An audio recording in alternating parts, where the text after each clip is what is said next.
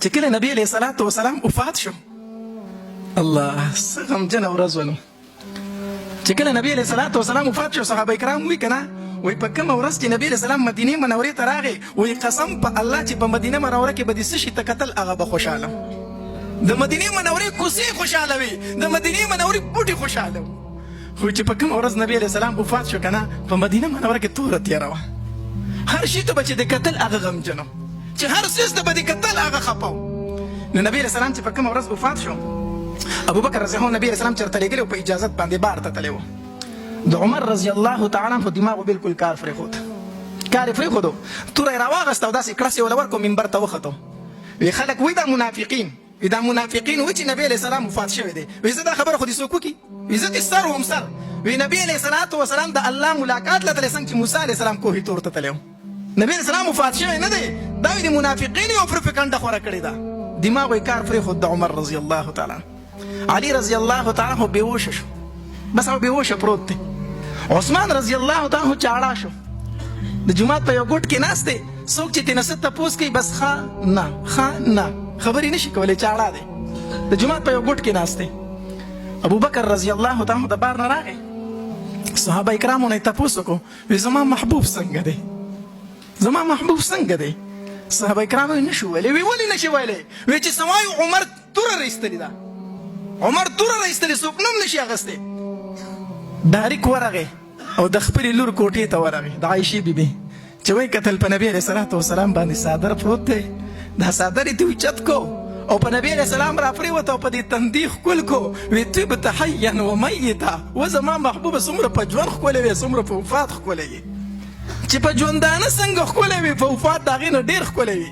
په دې تندي باندې نبي علیه الصلاة والسلام ښکل کو، نبي علیه الصلاة والسلام یې په دې تندي ښکل کو او طبت حیا و میته، څومره چې په مرګ به ژوند ښکلی وي، د هغې نه زیات په څه باندې ښکلی وي؟ په مرګ باندې ښکلی وي. او بیا بار ته راووتو مسجد ته، چې مسجد ته راووتو، عمر رضی الله تعالی عنه ته وی راکوز شه د منبر نه، وی نه کوزېږم، وی راکوز شه، وی نه کوزېږم. ابوبکر رضی الله عنه جومات ته سیټ ته لاړ او خطبه یې وویله او دا آیتونه یې وویل، وی وما محمد الا رسول قد خلت من قبله الرسل افإن مات او قتل انقلبتم على اعقابكم ومن ينقلب على عقبيه فلن يضر الله شيئا. نبی علیہ الصلوۃ والسلام چې دا پیغمبر دی، بنده دی، د الله بنده دی او رسول دی، صرف باقی ذات هغه د الله ذات دی. کو نبی علیہ السلام د دنیا نه لاړو، تاسو به څه کوئ؟ دین اسلام به پرېږدئ.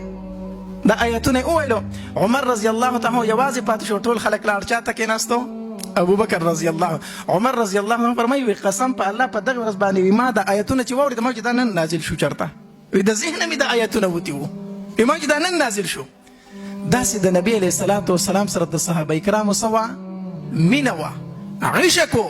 نو خبره مې دا کوله چې د داسې پروګراماتو مقصد او مطلب هغه د نبی علیه الصلاة والسلام سره څه پیدا کولی؟ عشق پیدا کولی، محبت پیدا کولی. ځکه بغیر د دین انسان مسلمان پاتې کېدی نشي چې د نبی علیه السلام محبت او مینه په زړه کې وینه. پوهېږئ که نه پوهېږئ؟ نو د نبی علیه الصلاة والسلام سره ما ته چې چټ میلاو شي، ما نه خپله موضوع خطا یي، بیا خو زه تاسو ته څه ووایم، زما نه خبره خطا شوله، صحیح ده، اوس نه پوهېږم زه تاسو ته څه ووایم.